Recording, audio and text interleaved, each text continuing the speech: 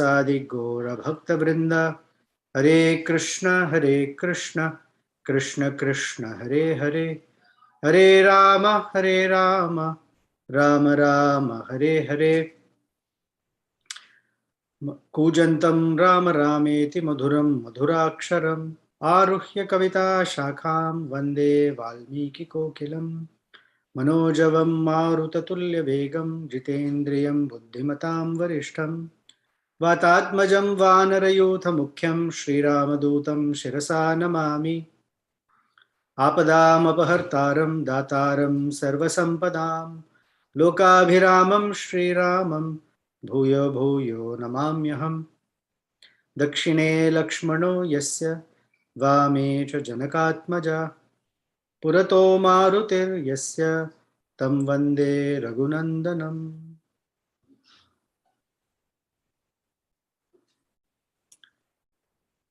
Hare Krishna, welcome back. We are almost at the end of Aranya Kanda. I was checking my notes.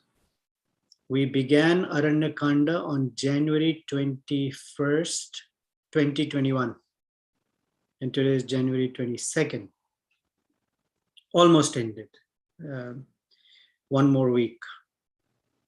Now, the entire Ramayana, as beautiful, beautiful episodes that it has, there is one personality, Shabari Devi, who appears in terms of quantity in just 2 chapters. But the impact she leaves behind, but the impact she leaves behind is very enormous, very, very enormous. Everyone else in the Ramayana is a out and out devotee of Sri Ramachandra. However, Shabari Devi, while she serves Sri Ramachandra with full devotion, her heart particularly is with her spiritual master. So her Guru Bhakti is unparalleled, is very exclusive as well. And to such an extent that she has actually no role in the Ramayana story in where it is going. But Sri Ramachandra particularly comes to visit her, he and Lakshmana. And so she leaves a lesson on what Guru Bhakti looks like at its most mature and intense development. So we begin chapter 74 with Ramachandra and Lakshmana followed the path that Kabanda had told them. And they were traversing towards the Pampa lake because that's what he had told them. And so while they were traveling, they saw or they passed through a very, very dense forest with very strong thicket of trees, mountains, and trees with very sweet fruits. And their goal was to go see Sugriva. And on their path, they stayed for a night on one of the tops of the mountain and then headed westerly direction towards Pampa Sarovara, ideally getting towards Kishkinda because Pampa Sarovara is in Kishkinda kingdom. And their idea was to go to Rishamukha mountain to meet Sugriva. And as they were moving, now I have to say something. Some of you have given me the feedback that when I read verses, it does not help you, you don't like it. Some say, read the verses because it is sweet. And I try to make a good mix of both so that overall my audience is satisfied and inspired to hear Ramayana. But I must say that this episode with Shabari, I cannot just tell you the story and sort of gloss over the beautiful exchanges between Sri Ramachandra and Shabari. First of all, Valmiki has encoded everything in very sweet Sanskrit. And if I skip it, I will be very dissatisfied. So today, between your satisfaction and my satisfaction of serving you, I'm going to go with what is satisfying for me, because I feel otherwise I would not do justice and it would bother me the whole day. So some of you who don't like the reading of the shloka, please forgive me, but I hope you will appreciate why I'm doing it. So then as they were traversing through this beautiful forest, Valmiki says, Tau Pushkarinya Pampaya Tiram Asadya Paschimam Apashyatam Tatah Tatra Shabarya Ramyam Ashramam. Tau Pushkarinya Pampayam Tiram Asadya. They arrived at the banks of the huge pond called Pampa. That was in the westerly direction. So they came to the western bank of Pampa Sarovara. And there, Apashyatat Tataha, there they saw Shabarya Ramyam Ashram, the ashrama of Shabari, and it was very, very pleasing, Ramyam. It was pleasing because one, I'm sure it means it was very, very clean. It was very organized, and something about it drew them very. This is Ramachandra. He is the one who makes everyone happy. That's what the name Rama means. Ramante Yogino Anante. That unlimited yogis seek and derive pleasure from Sri Ramachandra. The word Rama means the source of happiness. That Ramachandra finds this ashrama Ramyam very pleasing. That means it must be exquisite. Then, Tau Tam Ashramam Asadya Drumaihi Bahubhihi Avritam. Drumai means trees or clusters of trees. Bahubhihi, many, many trees. Avritam, the trees had made a canopy. And everything was so beautiful to be right in the middle of trees surrounding that ashram. Suramyam abhivikshantau. Suramyam, everything was so picturesque, pleasing. Shabarim abhyupayet yutaha. And they came, abhi upayetuha, means they came very close to where Shabari was. So she was sitting and she was waiting. And why she was waiting will come up soon. So she was waiting. As soon as Shabari saw Rama and Lakshmana, and this is where I'd like all of us to, if it helps to close your eyes, but in your mind's eye, try to visualize.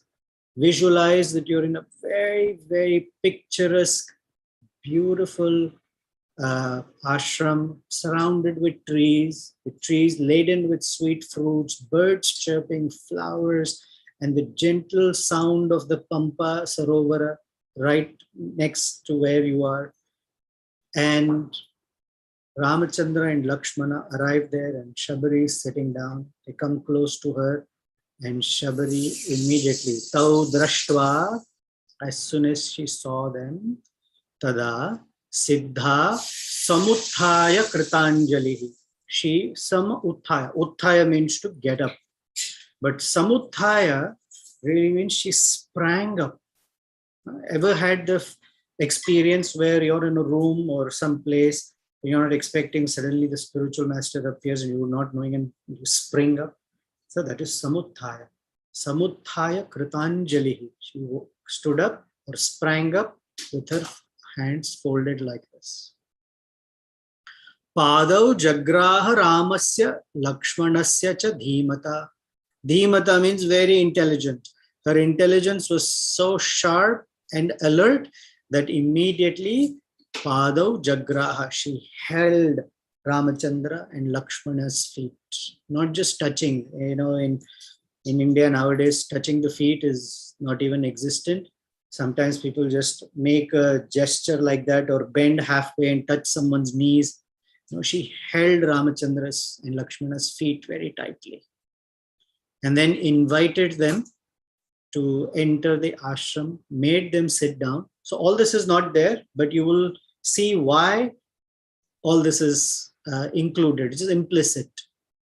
She made him sit down, and then Valmiki says, Padyam achamaniyam cha sarvam pradadad yatha vidhihi tam uvacha tato ramaha shramanim dharma samsthitam. She offered padyam, water to wash their feet. Then obviously argyam. And then he says, achamaniyam cha sarvam pradadat. Dadat means to give. Pradadat means to offer. So she is offering very, very properly achamana, padyam. So she is performing deity worship, but instead of the deity, here Sri Ramachandra and Lakshmana are standing right or sitting in front of her. So she is performing live arati and upacharas. And there is no mistake in how she is doing. These are all indications that she's very thorough and well trained, because Valmiki says, Yatha Vidhi, as the custom is, as the Vidhis describe, that's how she is performing. Now, it says Shabari. Shabari is by birth a hunter, born in a hunter family. Like Guha is also a Shabara, and she's Shabari.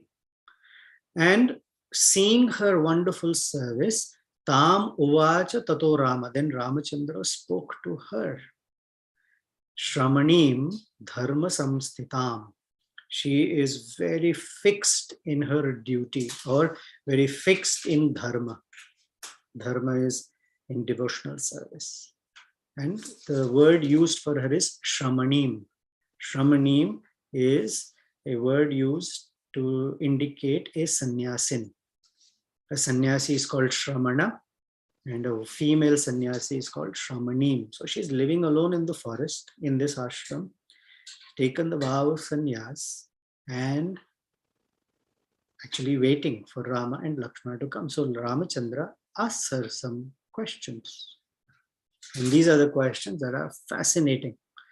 Now Ramachandra has to ask Shabari something.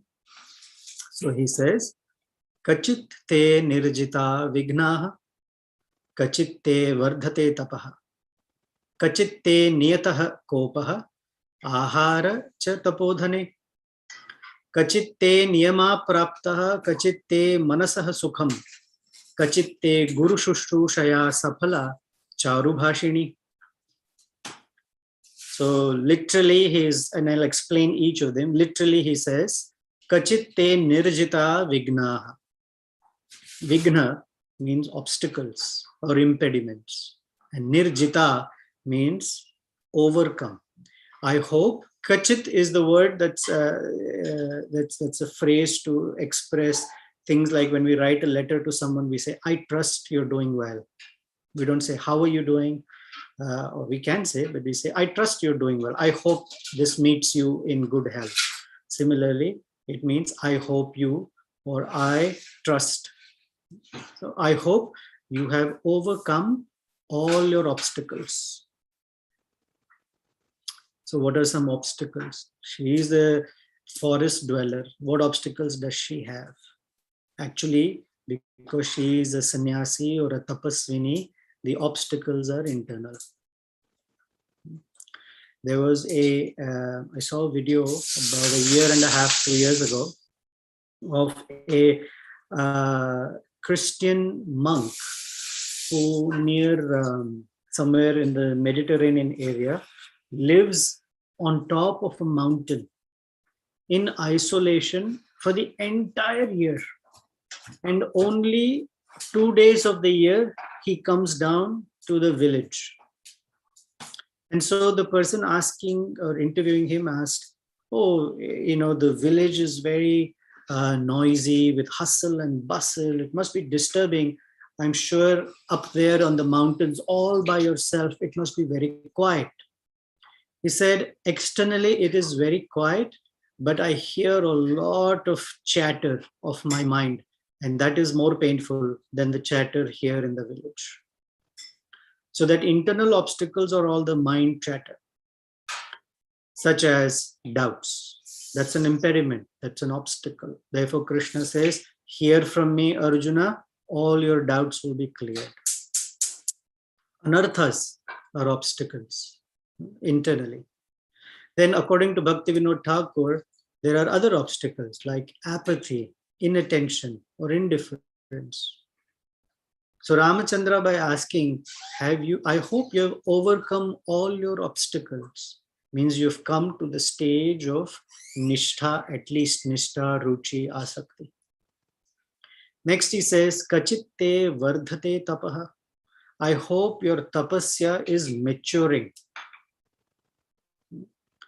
So I hope that your sadhana is progressing. That means whatever you're doing, it's progressive. It's not complacent, and it's definitely not regressive. Are you getting deeper realizations? Another way of understanding kachitte vardhate tapaha. Tapaha means burning. Is your burning increasing? Meaning, is your eagerness to go back to Godhead increasing? Are you becoming more and more eager and impatient in a good way to go back to Godhead? Next he says, Kachitte niyataha krodaha aharascha. I hope you have curbed your anger and your eating or your diet. So where does anger come from? Krishna describes in the Bhagavad Gita, Kamesha, Krodhesha, Rajoguna, Samudbhava. Udbhava means to be born or to arise from. So anger comes from unmet needs or expectations or even impatience. And that's the opposite of what Rupa Goswami tells us. Dhairya, patience is required. And the opposite of dhira is adhira, adhairya. And from that, from impatience, anger arises. So no anger means no needs or no expectations. And the way a person can adjust their needs and expectations from others and from the world is with proper sambandha gyan. Whenever a person has problems from expectations, it means that their sambandha gyan is not either in its right place or not sufficient. And that's why in the Bhagavad Gita, Krishna spends so much time speaking about Prakriti, Kala, and Karma, so that a person living in this world can adjust their expectations from the world and the people in this world. So unrealistic expectations bring up great frustrations. So Ramachandra is asking her, Kachitte niyataha krodaha aharascha. Now, as far as ahara, we learn from Rupa Goswami that the best diet is Krishna Prasadam. So we eat only that is offered to Krishna and don't eat anything that is not offered to Krishna. And what is not offerable to Krishna is a whole list that naturally becomes eliminated or excluded from our diet. Before we get to diet, have you overcome anger also means you must be very, very tolerant. Now back to diet, control of food. Of course, I'm not the authority on this one, but control of food is done in different phases. First is what we eat. So we don't eat foods that are not offered to Krishna or not offerable to Krishna. And we eat only those that are offerable and offered to Krishna. Then one may have a specific diet or a preference based on one's health and what suits their service the best. It's not that one type of food fits everyone. There are many examples where Prabhupada had mentioned some people can eat this because they can digest it. Some people cannot eat that because they cannot digest it. Some people have lot more physical service, they need lot more calories, so their diet can be different. Some people don't have that kind of service. So eating according to one's service is important. The third then is when we eat. First is what times of day. So having very specific times of day to eat is one type of regulation, not what I call grazing or snacking and walking back and forth and popping something and snacking. Although eating according to time and regulation is very important. And finally, how much we eat. That is, one requires being conscious.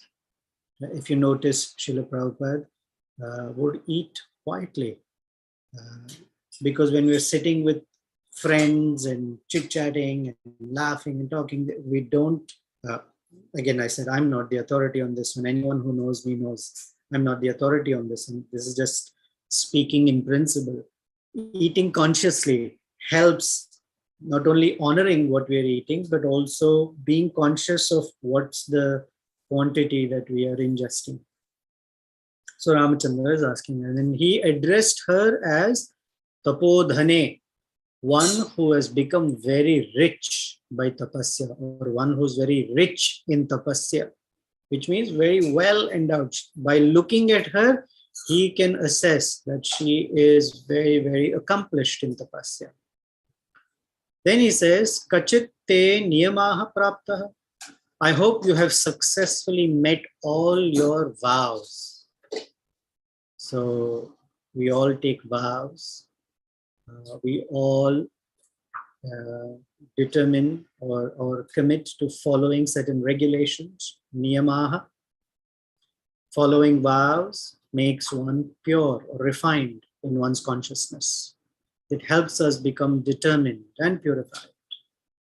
Vyavasayatmika buddhi ekeha kurunandana bahushaka hi anantascha buddhayo avyavasayinam. Bahushaka intelligence comes from not having regulation. A regulator means something that decides the quantity, the speed, the direction of the flow of something. So a river has a bank, actually has two banks. And the banks regulate the direction and the speed of flow of the river. And when there is no bank on either side of the river becomes scattered. So regulations help vyavasayatmika buddhi. And if one does not follow those vows or regulations, one cannot have vyavasayatmika buddhi. And Krishna first says how to cultivate vyavasayatmika buddhi. And then a few verses later, he says why vyavasayatmika buddhi is not possible.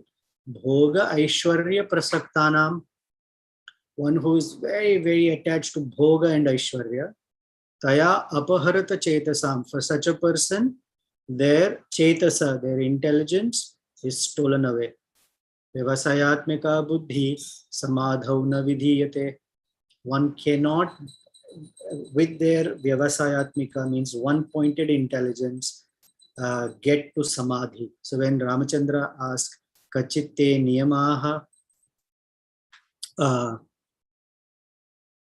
Kachitte niyamaha praptaha, means are you living a life that is very regulated? I hope you are, or I trust you are. Kachitte manasaha sukham.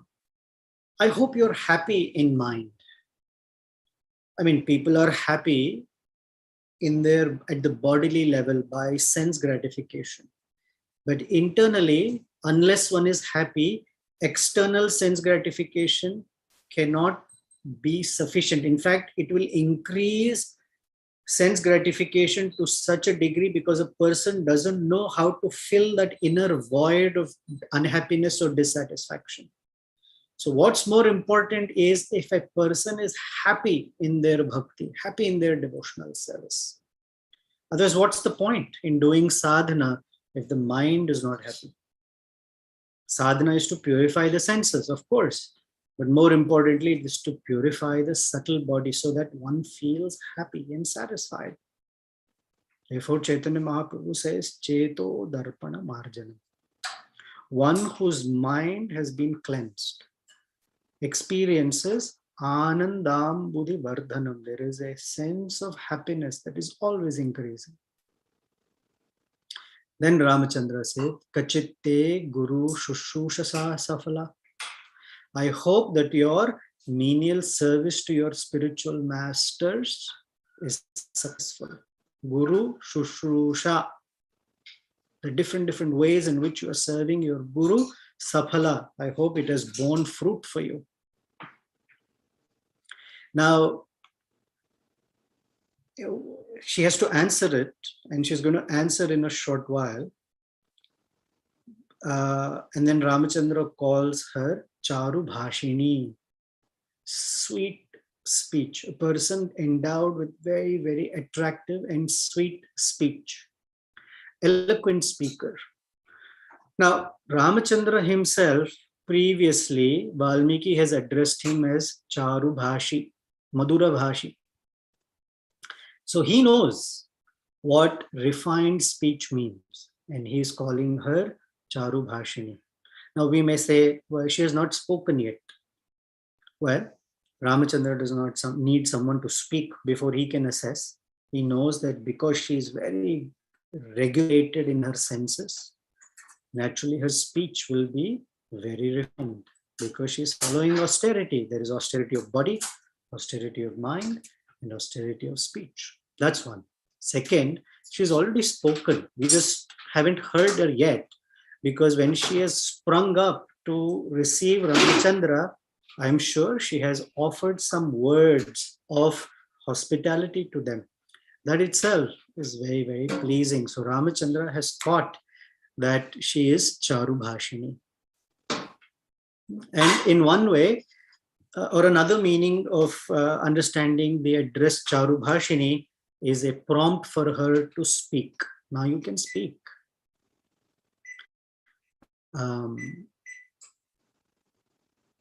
He says, is your tapasya, your service to Guru successful? And the answer is, before she can speak, yes, it's successful. Why? Ramachandra and Lakshmana in physical form have appeared in front of her. The success of a person's devotional service is to be able to see not only the soul, but the super soul, Sri Ramachandra and Lakshmana, face to face. Vidyate sarva samshaya, kshiyate chasya karmani, drushta evatmanishvare. Chidyate sarva samshaya, vidyate hridaya granthi, vidyate hridaya granthi, chidyate sarva samshaya. So these are all Bhagavatam verses we are seeing live, we're visualizing it. Back when Ramachandra and Lakshmana were following Vishwamitra and they had entered Mithila, Janaka Maharaj became stunned by their beauty.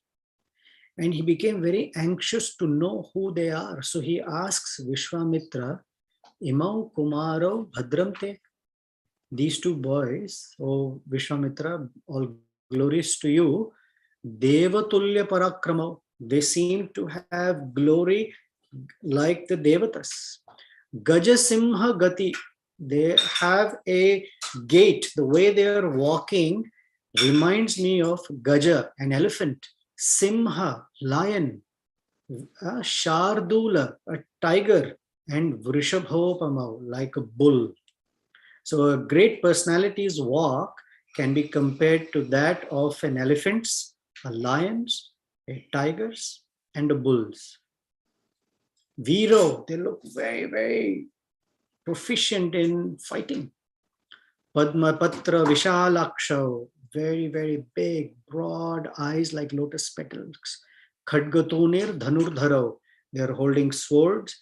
They are wearing quivers, and they are holding bows in their hands.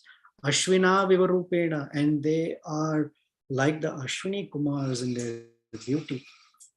Samupastithau yauvane, and they're standing in front of me like two youthful persons. And here is that word, yadricha eva gam prapto. By what stroke of mercy have they appeared on the earth in front of me? Devaloka divamaro. Devaloka, they belong to the higher realms. Katham padbhyam, how have their lotus feet, what is the great fortune that they have appeared here? Prapto. Kimartha, what is the meaning of this? What is the reason? Kasyava mune, please tell me, O great sage. Meaning, this is causeless mercy. So for Shabari, Ramachandra and Lakshmana coming is causeless, meaning there's no material cause, but the spiritual cause is that she has served her spiritual master to such a degree that personally Ram and Lakshmana have come to see her. So he asked her, are you successful? The answer is yes. It's a rhetorical question. One of the symptoms that bhakti has manifest in a person's heart, in the Srimad Bhagavatam we hear, para isha bhaktir para isha anubhava viraktir anyatra cha. Para isha anubhava, one gets to see and experience the Lord face to face. So here, they are here for her. And finally, the Supreme Lord will only appear when a person's service to their Guru has fully matured. And that is one of the markers on that journey, or the landmark that tells us if a person's bhakti to their Guru is successful, then Gauranga, or the Supreme Lord, will also manifest. Yasya prasadat bhagavat prasado. Yasya aprasadan nagati kutopi. Nagati kutopi means there is no goal. One cannot achieve one's goal. So now this great Shabari is going to respond. Ramena tapasi prishtha. By being questioned by Ramachandra, this great tapaswini, sa siddha sammata. She is a siddha. She has achieved perfection in her austerity. And siddha sammata. Sammata means honored by. Siddha, honored by other perfected beings. Shashamsa Shabari Vriddha. This very aged old Shabari, Shashamsa. Shashamsa means glorified or responded or spoke.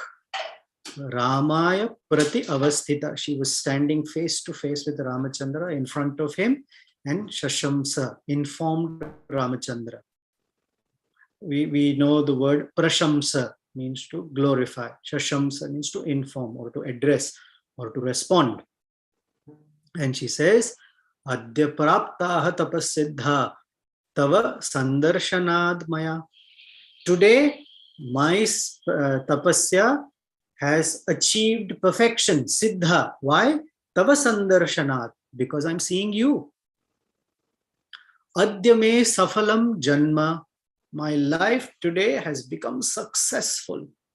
Guravaha cha supujita, because I have served my spiritual masters and worshipped them, Guravaha, properly. So my life has become successful that you have appeared in front of me. Ataha Sri Krishna Namadi na bhave grahyam indriyer. Ones whose senses are blunt cannot understand the holy name, form, pastimes, qualities of the Supreme Lord.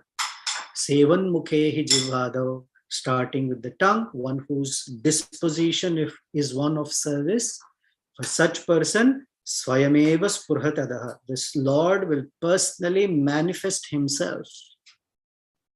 So we know that her senses are not blunt. Another is Yasya Deve Parabhakti. Yatha Deve Tatha Guru. One who has unflinching faith in one's spiritual master and the Supreme Lord. Tasyete Katita hi arthan. All the revealed truths, Prakashante Mahatmanaha, they become such a great person that everything becomes illuminated for them. So this is from Shvetashvatar Upanishad. She is saying, this is the perfection of my tapasya. I not only have you arrived in front of me, but I know who you are. You are the Supreme Lord. There are many persons in front of whom the Lord may have appeared, but they don't know he is the Lord. Duryodhana, Kamsa, etc. Long list. Even Ram. Then she says, Adyame safalam taptam swarga chaiva bhavishyati. All my eagerness, my tapasya, the desire is now completely fulfilled, because Swarga Gamishyati, I am going to ascend to the eternal realm. So now when the word Swarga, generally we have the understanding Swarga means heaven, which is true. But one who has seen the Supreme Lord and served the Supreme Lord, the reference of Swarga actually means going in the higher direction. And she's going to confirm that she's going to the spiritual world. Very soon she's going to say it. Tvai deva vare Rama pujute purusharshaba. Because I have your mercy. Tvai deva vare Rama. Deva vare. Even you are worshipped by the Devatas. The best among the gods. Pujite, I have worshipped you. Then she says, Tava aham chakshusha saumya uta saumyena manada. I have been able to see you, but more importantly, you have glanced upon me. O gentle Saumya Ramachandra, therefore I am completely purified. Puta Saumyena, by your very gentle and loving glance upon me. Manada, Manada means one who gives others great respect and honor. You are giving me this honor, Ramachandra. Although you are the one who is honorable, your nature is such that you are giving me the honor. And because of your glance upon me, and now that I am purified, Gamishyami Akshayan Lokan Tvat Prasadat Arindama. I am going to go to the Akshaya Loka. Akshaya means that which is fallible. Akshaya is infallible. I am going back to the spiritual world. Tvat Prasadat Arindama. Arindama. Dama means to crush or to subdue. Ari means enemies. Arim Dama, one who subdues one's enemies. Ramachandra had asked her, have you overcome all your obstacles? So she's now addressing him as Arindama, one who subdues all enemies. Which means, Ramachandra, by your mercy, because you are Arindama, all my Ari, we have enemies. The enemies are Kama, Krodha, Moha, Lobha, Madamatsarya, etc. They all have been subdued by your mercy upon me. It is your mercy. So she has technically answered all of Ramachandra's questions. And therefore, and there's one more thing that she has not yet answered about eating. So then she tells him, Chitrakutam tvai prapte vimanaihi atulai prabhai itahate divam arudha yan aham paryacharisham. Yan aham paryacharisham. Those who I was serving, which means my spiritual master, starting with Matanga Rishi, they were ascending on a celestial airplane. Prapte vimanai atula prabhai. Atula, but which has no comparison. Prabha, effulgence. So incomparably effulgent vimanas, they were ascending, arudha. And at that time, they told me that you have entered Chitrakuta. So that's about roughly 13 plus years ago. And te cha aham ukta, they spoke to me. Dharmagye, because they were very, very fully knowledgeable. Mahabhagai, very fortunate and very opulent. Maharshibhi, great rishis. They told me, Agamishyati te Ramaha, Lord Ramachandra will come. Supunyam imam ashramam, to this very sacred ashramam. Sate pratigrihitavya, sa te pratigrihitavya. You must offer them, receive them, pratigrihitavya, saumitri sahito. He will come with Lakshmana, atitihi, he will come as a guest. He will come with Lakshmana as your guest. Tam cha drashtva varan lokan akshayan tvam gamishyasi. Once you receive them, once you offer them hospitality, then you will also come to the transcendental world. Sate pratigrihitavya, you receive them nicely. And atithi, now that is the word that is very, very unique, that tells us Shabari's service. 13 some years ago, my guru told me Ramachandra will come with Lakshmana to this ashrama. So every day, I have prepared the seats for you both. I have collected everything for your reception, and I have been waiting. Can you imagine? Every day she's waiting. Atithi, coming unannounced. No appointment. Never know when Ramachandra and Lakshmana will come, which means she can never be unprepared. That is her tapasya. She didn't say, Ramachandra, when 20 minutes away, you please give me a call and I will turn on the oven, keep everything warm and nice. Every day she was thinking, today they may come. Today they may come. And when they did not come that day, she was not frustrated. Therefore, Ramachandra asked, have you subdued your anger? Never frustrated, just anticipating. This kind of anticipation is so amazing. Therefore, she's become perfect. Evam ukta mahabhagai tada aham purusharshabha. So having spoken to me like that, maya tu vividham vanyam sanchitam purusharshabha. So what you see, I have been collecting vividham vanyam samchitam. Samchitam means to collect. Vividham vanyam, a variety of forest products, honey, fruits, nice grass, tubers, roots, berries, whole sorts of things. I've been collecting daily for you. So somebody may ask, right? Hey, did Shabari taste the fruit and give? The answer is no. She cannot, because she has been properly trained in bhakti. We cannot taste and give the Lord.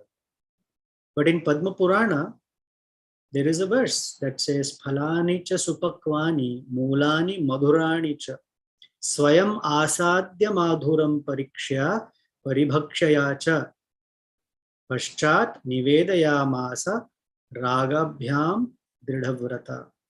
Phalani cha supakwani, so very ripened fruits, very ripened tubers and roots. Madhurani cha, very sweet.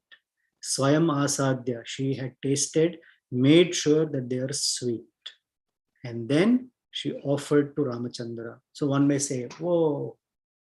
So the distinction, the Acharya says, on a particular tree, she would pick a fruit, taste it to say, oh, this tree has ripe, tasty fruits. And that's what she would collect.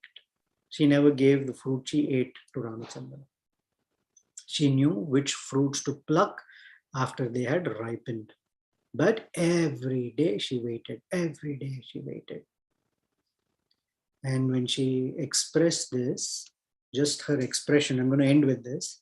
Evam uktahas dharmatma Shabarya Shabarim idam Raghavaha Praha Vigyane Tam Nityam Abahishkritam.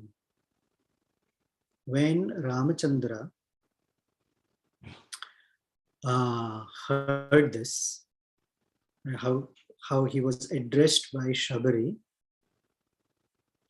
he understood that she has access to the great, she has the most realized knowledge, Vigyane.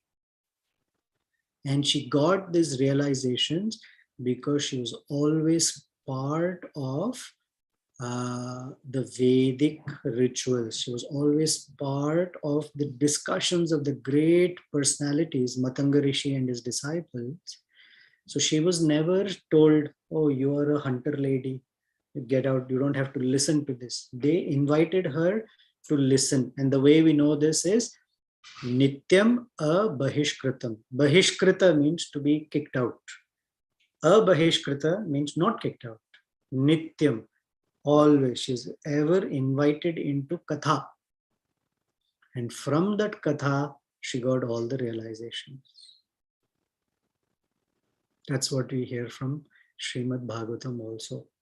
Shushushaya Shraddhadhanasya, one with faith who serves the spiritual master and the Vaishnavas. Vasudeva Katha Ruchi Syat, one gets a taste for Katha of the Supreme Lord. Then Ramachandra asks Shabari something, which we will cover next week, and we'll end with chapter 75. I hope I was able to do justice. I don't think so, but any questions, comments, thoughts? I have to stop at 9:30. I have a hard stop. So we have about... Hare Krishna, Prabhu. Hare Krishna. Please accept my humble obeisances. All glories to Guru Maharaj and Srila Prabhupada. Thank you so much, Prabhu. I was so touched by the bhakti, particularly Guru Bhakti of Shabari, and the way you narrated. It's so overwhelming for me. Correct me if I'm wrong. Did you say that the Lord will appear when one completes the service to their spiritual master, or did you say like that? Or completes means one is successful when it becomes mature. So for my level, how can you please elaborate? For me, I don't understand. So what should be my aspiration? We don't know where that end line is, goalpost is. When the spiritual master and the Supreme Lord determine, that is when they will appear. We don't know where that end line is. Of course. So we have, what do you say from the past time? So we have to patiently wait. I mean, there's no alternative. Okay. Yeah, of course, we don't have any choice, but how long? How long? I mean, how long? I know. It's that question is wrong. Or I can say,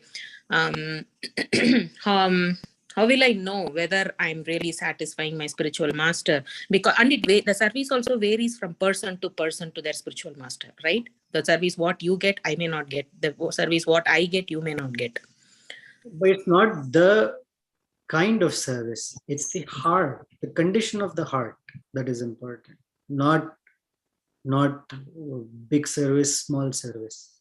Service is big or small depending upon the condition of the heart, not the external service. We haven't come to what Shabari will ask Ramachandra just yet. That is for next week. Here there is a quote from Prahlad Maharaj, because I reserved it for next week, where Prahlad, and please Shama Gopi send it next week, where Prahlad Maharaj says to Nrsingadev, Katham Vishuje Tavabhritya Sevam, how can I give up the service to your devotees? Particularly he's talking of Narada Muni. So that's going to come next week. So how long? Depends on the condition of our heart, that the Lord can show himself whenever he wants. But up until that time,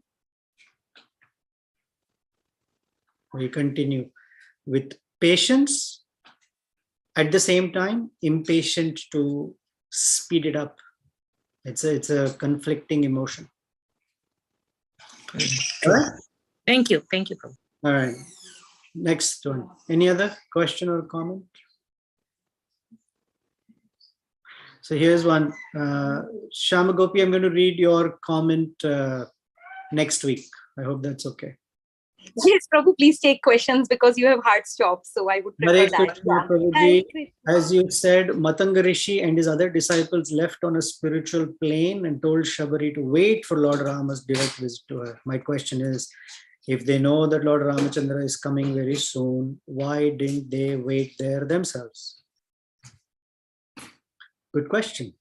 They're also attaining the supreme world and they are going to see the Lord face to face anyway. They wanted Shabari to get the kind of glory that is unparalleled. One of the glories of a Vaishnava is they don't want everything for themselves. They want for others to experience also.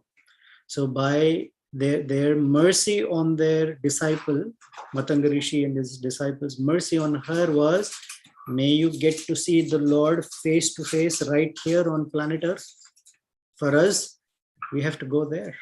He may not reveal himself here to us, but for you, he will. That's very sweet. Very sweet. So Aranyakanda began with the Supreme Lord coming to meet Sharabhanga and gave him passage to the Supreme World, and ends with Shabari also getting the darshan of the Lord and going back to the spiritual world.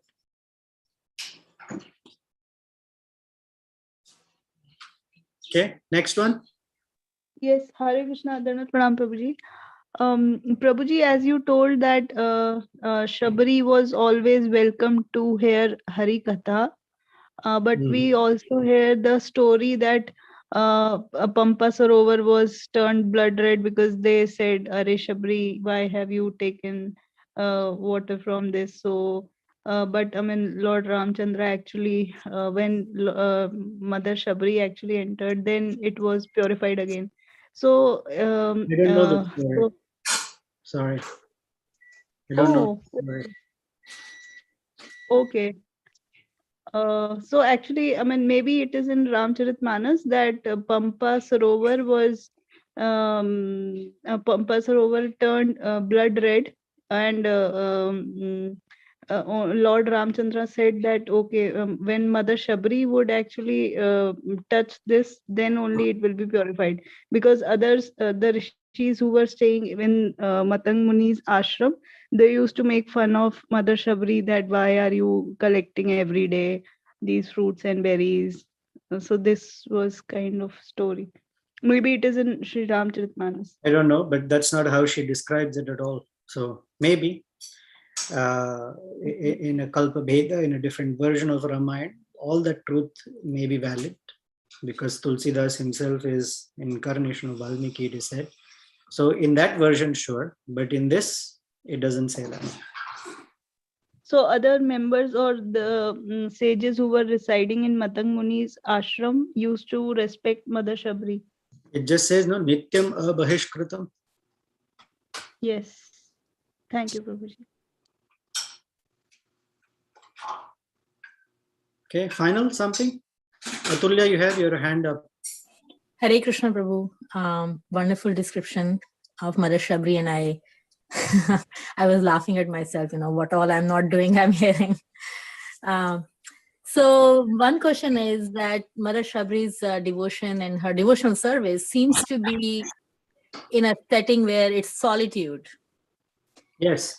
So it's pretty like very few people in her life, her spiritual master, one or two others, and herself, and Lord Ramachandra and Lakshmana she sees. So I just want to think about some lessons to draw out of how it would look like if she was placed in, instead of other devotees, and where there are conflicts of interests or inspirations. Well, she's already lived with the great person. There was no sense, at least there's no description of conflict.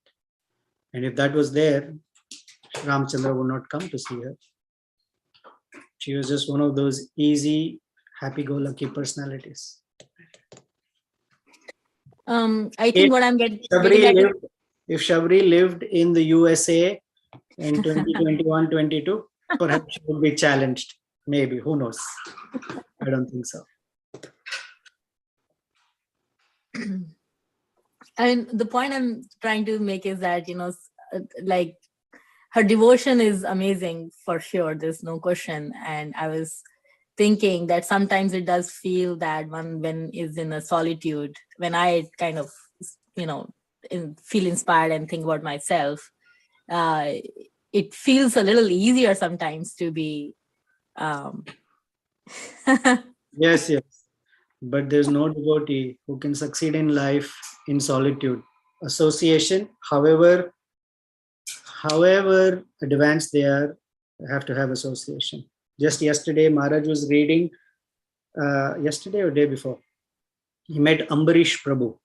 And Ambarish Prabhu said, I'm sitting in Detroit in the Ford Motor Company. What is my association? And Prabhupada said, in your mind, if you think that I'm doing this as service to Krishna, that is your association. It's not true for people like me. So in this case, she was living all by herself in the forest. Can you imagine living alone without anyone, 13 years, nobody to speak to, that she didn't go crazy? Living alone can make a person go crazy. Okay, we're running out of time. Any final? Okay.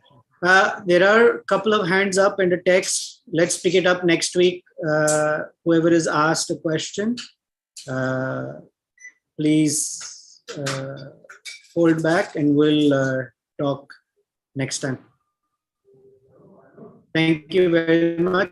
Shri Prabhupada ki jai, Shri Shri Sitaram Lakshman Hanuman ji ki jai.